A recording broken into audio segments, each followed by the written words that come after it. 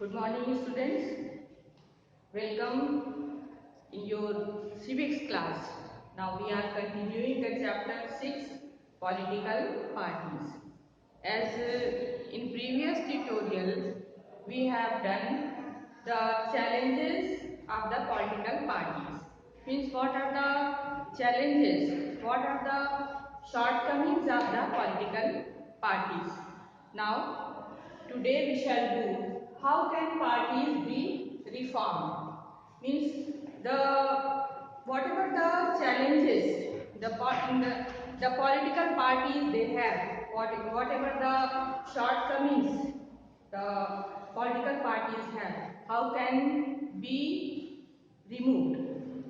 Now students, as in previous lecture, we have discussed that some legal steps were taken to control the, to remove the challenges, to remove the shortcomings within the political parties. As you know that it is a common earlier it was a common practice that sometimes the MLAs and MPs they frequently change the political parties. Why they change? They change the political parties for the monetary support or for getting a position in the government. Now some legal action has been taken. And what is that? The constitution was amended. An amendment was made in the constitution, and according to the amendment, any MLA or MP, if the MLA and MP change the political parties in hope getting the position in politics or for the monetary support, for the monetary interest, then he would lose his seat.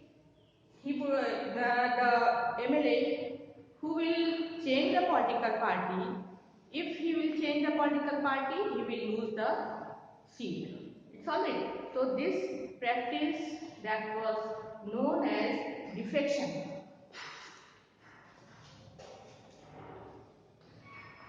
Defection. Defection means changing the political parties. Changing parties allegiance from the party on which a person got elected to a legislative body to a different party. So, suppose an elected leader, the leader is elected in the election, but he is elected from the political party which has not got majority. So in that case, some leaders, what they do, they change the political parties. They change the political party and they join the party which has win the election. Now, according to the amendment, if any leader would change the political party after election, then he would lose his seat. Okay. Now, MP changes parties. He or she will lose the seat in the legislature.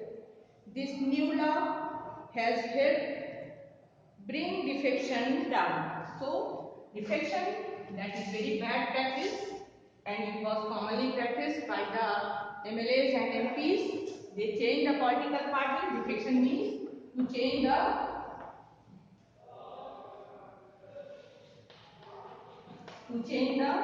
political party. So, according to the new amendment, any leader, if he or she change the political party to get some more profit, either in any seat in government, in position in government or monetary help, then he would lose his seat in the legislature. Now, beside this, the Supreme Court passed reduce the influence of money and muscle power. As we have discussed that in the political parties, money and the role of money and muscle power is also very much. Some of the political parties, they give the ticket to those candidates who have some criminal records also, and those who have more money. It's all right, and sometimes the money that is earned by some illegal practices. Now, Supreme Court has passed an Supreme Court has made a law, and according to the law that is made by the Supreme Court, now every contestant, before filling the form to contest in the election for the nomination, he or she has to fill, he or she has to submit an affidavit, a legal paper to declare his asset or property and about his criminal record. So this practice that is adopted to control the money and muscle power in the politics. Now every contestant has to fill an affidavit, has to submit an affidavit to the election commission about giving details of its asset, his asset. Asset means property or the money, everything, and the criminal record. So at some extent, this law that is beneficial, that is helpful, but still we are not sure that how many leaders they complete the affidavit, they file the affidavit correctly, because there is no other agency to check that whether the leaders they have submitted the affidavit, is it correct or not. Then beside this, the Election Commission passed an order making it necessary for political parties to hold their organizational elections. Now beside this, yes students, just now we have discussed two steps. Number one, the amendment was made in the constitution, and according to the constitution that the defection has become illegal, and if any political leader practice the defection or change the political party, he or she will lose the seat. Another one is that Supreme Court has passed a law that every contestant before nomination in the election has to submit an affidavit, a legal paper, to declare about his property, asset and criminal record. Beside this, the third step is taken. The third reform or step is taken to reform the political party, that is the Election Commission passed an order making it necessary for political parties to hold their organizational elections. It means that the Election Commission also has passed an order and it instructs the political parties to hold the organizational election. It means that the instruction is given by the Election Commission that the political parties they must hold the organizational election, or means that the within party the system that must be democratic, and there should be the selection of the leaders that should be on the basis of election. The parties have started doing so, but sometimes it is mere formality. It is not clear if this step has led to greater internal democracy in political parties or not. So class, according to the instruction given by the Election Commission, the political parties they are following, but more or less this instruction that is just a formality, because there is not any source to check whether the political parties they are applying sincerely this instruction given by the election commission or not. Now next is a law should be made to regulate the internal affairs of political parties. Decide that the another important thing is that the political parties can be reformed, that there should be a law to regulate the internal affairs of the party. Within party, to maintain the democracy, to regulate the democracy, one law is required, and the election commission should pass a law that the political parties they must adopt democracy within the party. Next, it should be made mandatory for political parties to give a minimum number of tickets, about 1/3 to women candidates. Now, beside that, it is mandatory to every political party that at least 1/3 vote, 1/3 seats must be reserved for the women candidates. The women candidates should be given equal opportunity to contest in election and in decision making body. So, now there is also suggestion that the political parties should be funded by the government. There should be a system of state funding to the political parties. The state must provide either in cash or in kind for the election expenses. Now, but still, the political parties they invest many times more at the time of election, and most of the time the amount, the money that is collected by the political parties not in a fair manner but generally unfair means. Okay.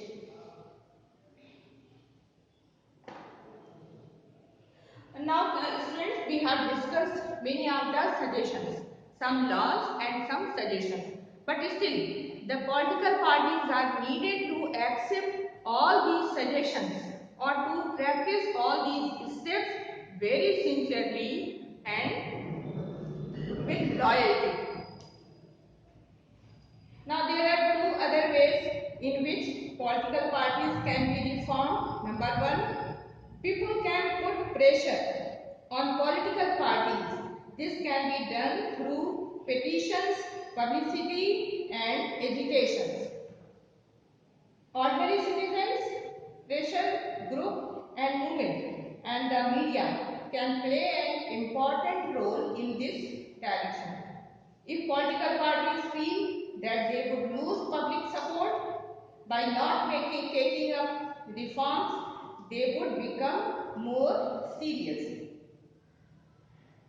So, there are two methods are suggested for the reform in political parties. Number one, that political parties can be pressurized by ordinary citizens, by organizations, media and common people. So right, they can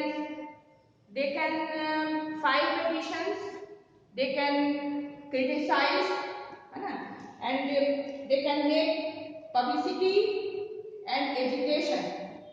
So if ordinary citizens, they and pressure groups and movements and the media, they pressurize the political parties for adopting all the reforms, then there is possibility that some improvement would be followed and accepted, some reforms would be followed by the political parties.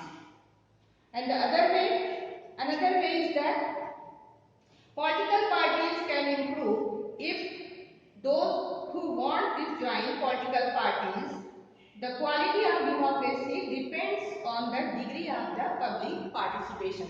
Another important thing is that the political parties can be reformed if the educated ones, the sincere people, the responsible citizens, they would join the politics. If they would join, definitely the quality of political parties that would be improved. So more and more sincere people, aware people and educated class, they should join the political parties. So in this condition, there is hope that the reforms would be accepted, the reforms would be made within the political parties. So students, that's all. We have finished the chapter. You have to revise all the points, whatever we have discussed. Now today, as we have discussed that how can parties be reformed, and in this direction we have read that before some years before there was common practice that the political leaders, they changed the political parties. Why they change the political parties? They change in hope for getting some monetary support or for getting position. Suppose, for example, if a party, a political party has lost the election, but any candidate of that political party, he is succeeded, he is winner. So sometimes the leader change the political party and join the winning party in hope that he would get more benefits. Now this practice is called as defection. According to the amendment, the defection is completely controlled, and if any political leader would change the party after election, then he or she would lose his seat from the legislature.